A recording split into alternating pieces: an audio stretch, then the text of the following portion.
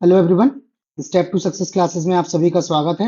Daily current affairs series में आज के वीडियो में हम लोग 16 से 18, 16, 17 और 18 सितंबर का करंट अफेयर्स डिस्कस करेंगे। ये जो क्वेश्चंस हैं, ये जितनी भी प्रतियोगी परीक्षाएं होती हैं सरकारी नौकरियों के लिए, उन सभी प्रतियोगी परीक्षाओं की दृष्टि से ये महत्वपूर्ण क्वेश्चंस का कंपाइलेशन है।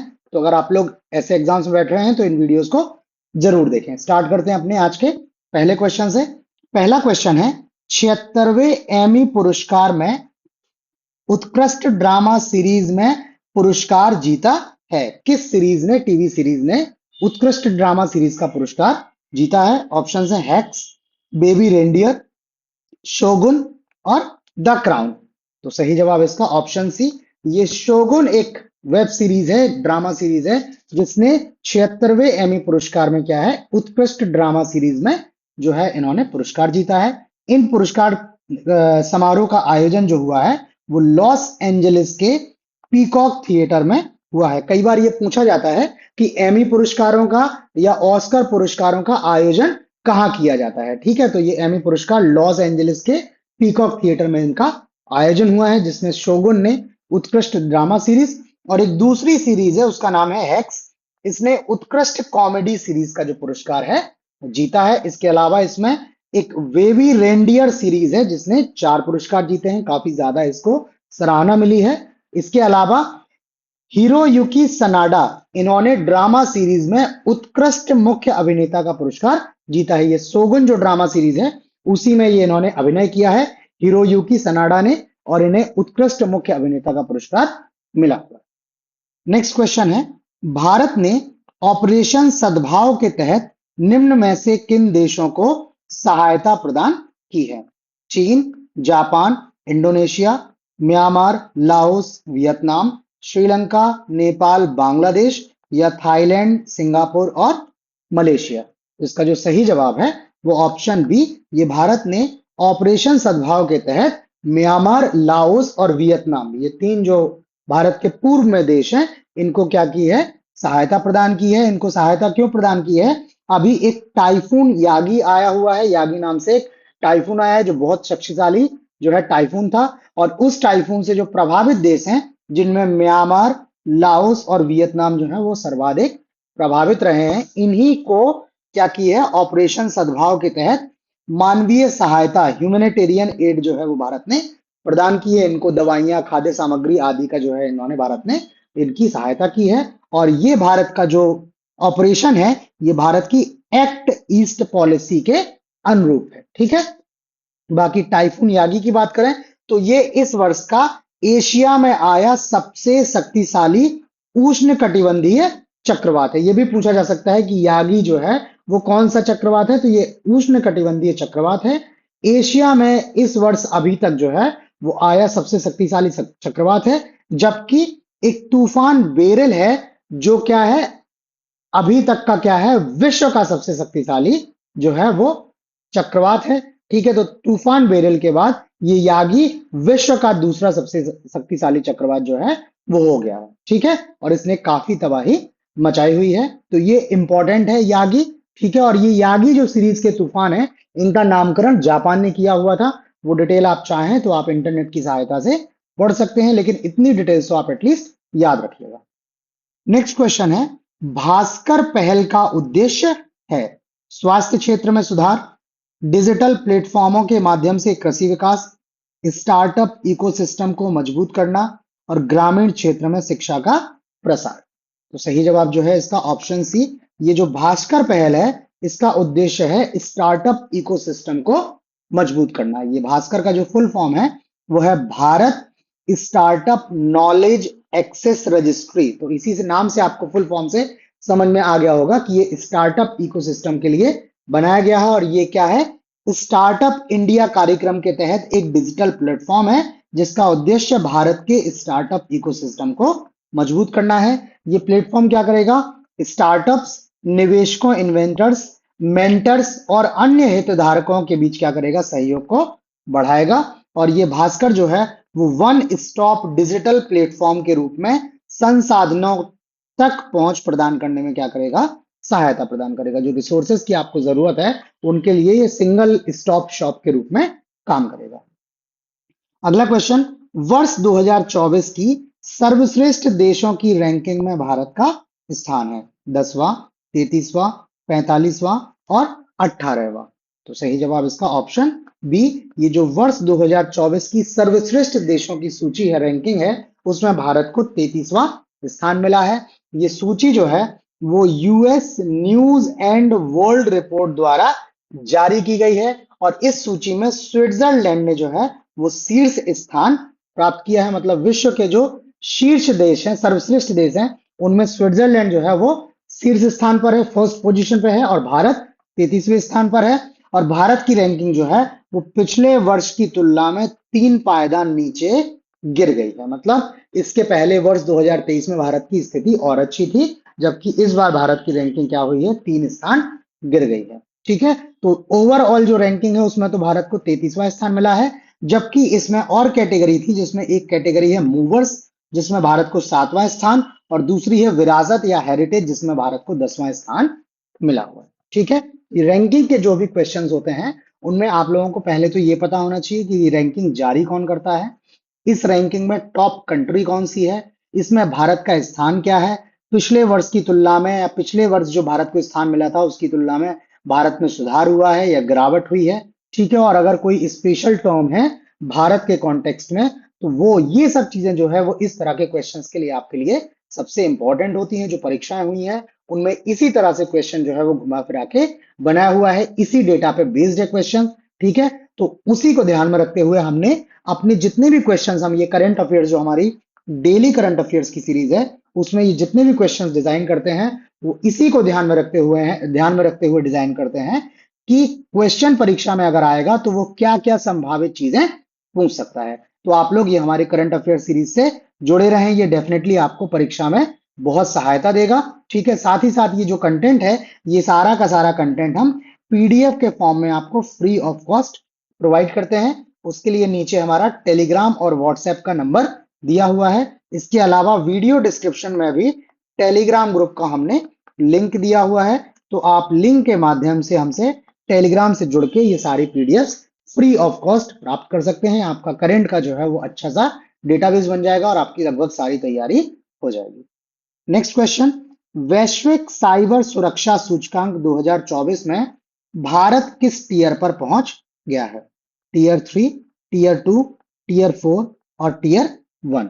इसका जो सही जवाब है वो ऑप्शन डी, ये वैश्विक साइबर सुरक्षा सूचकांक 2024 में भारत टीयर 1 में जो है वो पहुंच गया है। ये जो रिपोर्ट है या सूचकांक है, ये अंतरराष्ट्रीय दूरसंचार संघ या आईटीयू द्वारा जारी किया जाता है और इस रिपोर्ट में बताया हुआ है, ये रिपोर्ट जो है वो कानूनी, तकनीकी, क्षमता विकास और सहयोग को भारत के लिए मजबूत क्षेत्रों के रूप में सूचीबद्ध किया है। मतलब भारत का जो स्टैंड है वो इन सब फील्ड्स में क्या है, बहुत स्ट्रांग है साइबर सुरक्षा को लेकर। ठीक है, ये सूचकांक जो है वो साइबर सुरक्षा प्रतिबद्धताओं और प्रभावों पर आधारित है। इसका उद्देश्य है इस चीजों का आकलन करना और भारत जो है वो इन फील्ड्स में क्या हुआ है, स्ट्रांग मिला है और इसी वजह से भारत को टीयर 1 का दर्जा दिया गया है। अगला क्वेश्चन, भारत की दूसरी सबसे बड़ी तितली प्रजाति कहां खोजी गई है? जो दूसरी सबसे बड़ी तितली प्रजाति है उसका चित्र लगा हुआ है राइट हैंड में। ऑप्शन है हिमालय, राजस्थान, मदुरै और मुंबई। तो सही जवाब इसका ऑप्शन सी, ये जो भारत की दूसरी सबसे बड़ी तितली प्रजाति है इसे मदुरै में खोजा गया है और इस तितली प्रजाति का जो नाम है वो है दक्षिणी वर्डविंग या साउथ वर्डविंग। ठीक है, और ये तितली मुख्य रूप से पश्चिमी और पूर्वी घाट क्षेत्रों में पाई जाती है। इसका जो पंखों का स्ट्रेच है, पंख फैलाव जो है वो लगभग 190 मिलीमीटर है और ये वर्ष 1932 से लेकर 2020 तक भारत की सबसे बड़ी तितली मानी जाती थी। हालांकि वर्ष 2020 में 20 के बाद क्या है, एक नई तितली आई जिसका नाम है गोल्डन वर्डविंग और इसके जो पंखों का फैलाव है या विंग स्ट्रेच है वो 194 मिलीमीटर है। मतलब इस दक्षिणी वर्डविंग से 4 मिलीमीटर इसका जो है पंख फैलाव ज्यादा है गोल्डन वर्डविंग का और ये गोल्डन वर्डविंग अब जो है भारत की सबसे बड़ी तितली है।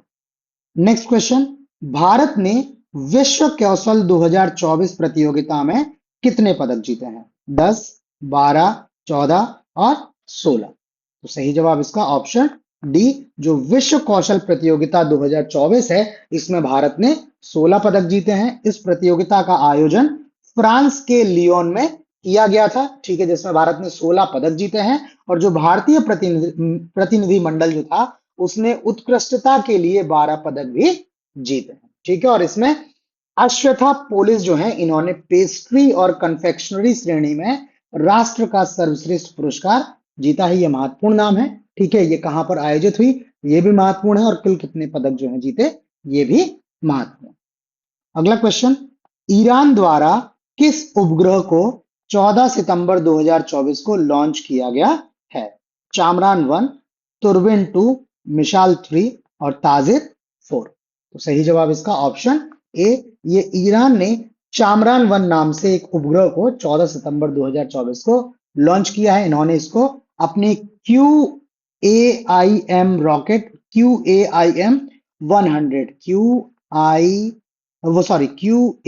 QAIM 100, इस रॉकेट द्वारा इसको जो है वो भेजा हुआ है। और इसको 550 किलोमीटर की कक्षा में स्थापित किया है। उपग्रह का वजन जो है वो 60 किलोग्राम है। और इस उपग्रह का उद्देश्य जो है वो है कक्षीय संचालन प्रौद्योगिकी के लिए हार्डवेयर और सॉफ्टवेयर प्रणालियों का परीक्षण करना है। टेस्ट मिशन है ये काइंड ऑफ। और ये ईरान के जो नए राष्ट्रपति हैं, जिनका नाम है मसूद पेजेश्कियन, ठीक है, इनके इनके राष्ट्रपति पद धारण करने के बाद ये क्या है, ईरान का पहला प्रक्षेपण।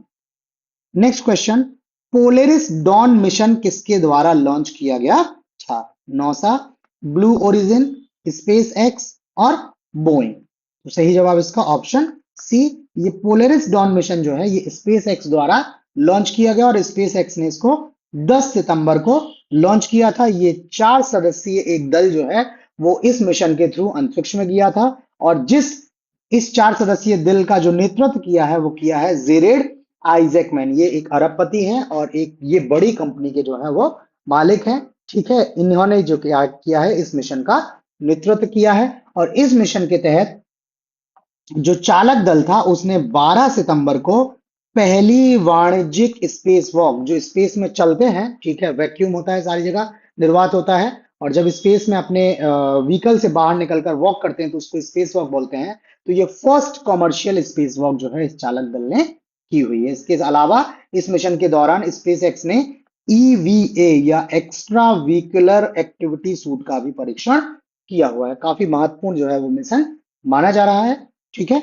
अगला क्वेश्चन, 2024 PT5, ये पूरा का पूरा नाम है, जिसे पृथ्वी का अस्थायी मिनी चंद्रमा कहा जा रहा है, किस प्रकार की कक्षा में रहेगा? पृथ्वी की किस प्रकार की कक्षा में रहेगा? ऑप्शंस हैं परिपत्र कक्षा, अंडाकार कक्षा, घोड़े के नाल की आकार की कक्षा और ट्रोजन कक्षा। तो सही जवाब इसका जो है वो ऑप्शन सी, ये जो घोड़े की नाल या जो हॉर्स शू का शेप होता है, उस आकार की कक्षा में जो है वो ये पृथ्वी की कक्षा में रहेगा। और उसके बाद बाहर निकल जाएगा। ये मैप दिया हुआ है, यहाँ पे जो है ये अर्थ है आपका, ये साइड में मून रहा, सॉरी ये अर्थ है, और ये चारों ओर इस तरह से आपके मून चक्कर लगा रहा है। और ये यहाँ पे आपका जो है वो 2024 PT5 है। और ये आएगा, और ये जो डार्क रेड वाला एरिया है, इस आकार में ये पृथ्वी के चक्कर लगाएगा और उसके बाद निकल के बाहर चला जाएगा, ठीक है। इसके बारे में डिस्कस करते हैं। ये एक एस्टेरॉइड है, क्षुद्र ग्रह है, 2024 PT5,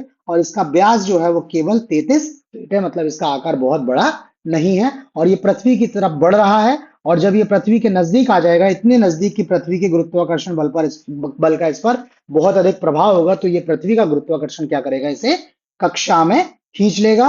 और ये 29 सितंबर से 25 नवंबर तक पृथ्वी के जो है वो चारों ओर क्या करेगा, परिक्रमा करेगा। और उसके बाद ये पृथ्वी के गुरुत्वाकर्षण खिंचाव से क्या हो जाएगा, मुक्त हो जाएगा और निकलकर बाहर चला जाएगा, ठीक है। और इसको वैसे तो मिनी मून बोल रहे हैं, बट टेक्निकली ये मिनी मून नहीं है, क्योंकि ये पृथ्वी के चारों ओर पूर्ण चक्कर नहीं लगाएगा, ठीक है। यहाँ पे ये पूर्ण परिक्रमा, ये जो लिखा है ये गलत है, ये पूर्ण परिक्रमा नहीं लगाएगा।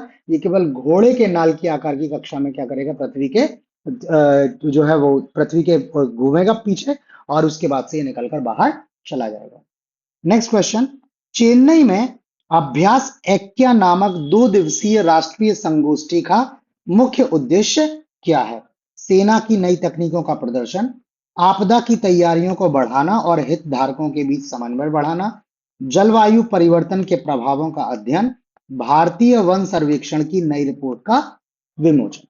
सही जवाब इसका ऑप्शन बी। ये जो अभ्यास यज्ञ है, इसका जो उद्देश्य है वो है आपदा की तैयारियों को बढ़ाना, डिजास्टर जो प्रिपेयर्डनेस है उसको बढ़ाना, और जो हितधारक हैं, स्टेक होल्डर्स हैं, उनके बीच समन्वय या कोऑर्डिनेशन को बढ़ाना है। इसका आयोजन चेन्नई में हुआ और ये एक 2 दिवसीय संगोष्ठी थी। ठीक है, इस संगोष्ठी का आयोजन जो दक्षिणी कमान है या सदर्न कमांड है और जो राष्ट्रीय आपदा प्रबंधन प्राधिकरण है, ठीक है, नेशनल डिजास्टर मैनेजमेंट अथॉरिटी या NDMA है, इसके द्वारा इसका आयोजन किया गया था। और जितनी भी एजेंसियां हैं, ठीक है, और जो आपदा प्रबंधन की दिशाओं में काम करते हैं, इसके अलावा भारतीय सेना, राज्य की जो एजेंसियां हैं, स्वास्थ्य की जो एजेंसियां हैं, उन सभी के बीच में क्या करना था, कोऑर्डिनेशन को बढ़ाना था, ताकि आपदा की स्थिति में क्या है, जल्द से जल्द जो है वो अच्छे से अच्छे प्रयास करके क्या किया जाए, वैसी आपदा से क्या निकला जाए, बाहर निकला जाए, उसके दुष्परिणामों को कम से कम किया जाए। नेक्स्ट क्वेश्चन, अरविंद केजरीवाल के इस्तीफे के बाद दिल्ली के मुख्यमंत्री के रूप में किसने शपथ ली है? मनीष सिसोदिया, आतिशी, गोपाल रॉय और संजय सिंह। तो सही जवाब इसका ऑप्शन बी। ये आतिशी जी जो हैं, इन्होंने दिल्ली के मुख्यमंत्री अरविंद केजरीवाल के इस्तीफे के बाद जो है इन्होंने मुख्यमंत्री पद की शपथ ली है। ये अरविंद केजरीवाल जी जो हैं, इन्होंने जो है खुद ही आतिशी को पार्टी का मुख्यमंत्री पद का उम्मीदवार बनाने का प्रस्ताव दिया था, जिसे विधायक दल ने स्वीकार कर लिया और अंततः इन्होंने शपथ भी ले ली है। मुख्यमंत्री के तौर पर ये पदस्थ हैं। और केजरीवाल जी के खिलाफ जो है वो एक मुकदमा दर्ज था, ठीक है। उस मुकदमे के दौरान जो है इनको जेल में रहे हैं और जेल से निकलने के बाद इन्होंने घोषणा की थी कि जनता जब तक उन्हें दोबारा चुनाव में नहीं चुन लेती है, वे अपने पद पर नहीं रहेंगे, और उन्होंने इस्तीफा दे दिया। ठीक है, तो इस तरह से हमारा जो 16 से 18 सितंबर का करंट अफेयर्स था वो कंप्लीट हो गया है।